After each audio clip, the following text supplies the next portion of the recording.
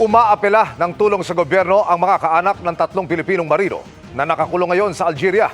Hinatulan sila ng 15 taong pagkakakulong dahil po sa iligal na droga. Nakatutok si Jonathan Andal. Maawa po kayo, Presidente Marcos. Sana po tulungan niyo po kami. Please po, Presidente Bongbong Marcos. Ayoko pong lumaki yung mga anak ko na wala sa tabi yung tatay nila. Yan ang panawagan ng mga misis ng 3 Pilipinong marino na nakakulong ngayon sa Algeria dahil sa kaso ng droga. Hiling ni na Joy, Marie at Rose, di nila tunay ng mga pangalan. Sana mismo ang Pangulo na ang kumausap sa gobyerno ng Algeria para makalaya ng mga mister nila. 4 na buwan na lang daw kasi sa darating na Oktubre, magdidesisyon na ng pinalang Korte Suprema ng Algeria. Kung pwede may government to government na process or arrangement kung ano ba yung diplomatic process na pwedeng gawin. July 2023 nang maaresto ang 8 Pilipinong tripulante ng MV Harris matapos makita ang 35.8 kilo ng cocaine sa deck ng barko nila habang nakadaong sa isang port sa Algeria. Hinatulan silang lahat na makulong pero inapila ang kanilang kaso sa Court of Appeals ng Algeria kung saan 5 ang pinawalang sala pero 3 ang naiwan sa kulungan. Isang chief officer, isang bosun at isang ordinary seaman. Ang kanilang sentensya, 15 taon sa kulungan. 53 years old na po siya.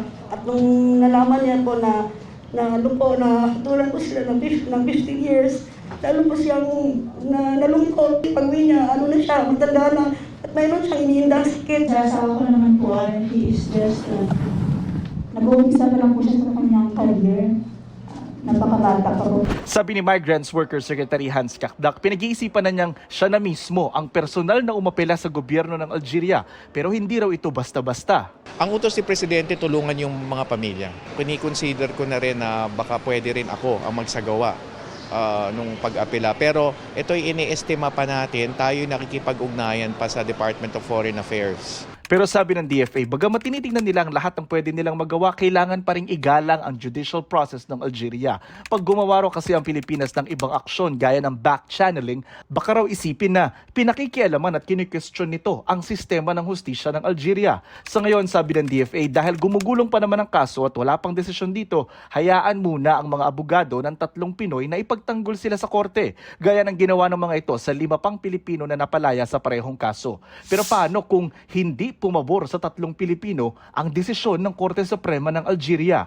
Papatawaran could be an option. But hindi ko muna pa ibibigay yung option na yon at this stage kasi hihingi tayong kulang payo sa DFA pending yung kaso na nasa Korte Suprema. Tiniyak ni Kakdak na handa ulit silang samahan papuntang Algeria ang mga misis para mabisita ang mga mister nila sa piitan. Para sa GMA Integrated News, Jonathan Andal, nakatutok, 24 oras.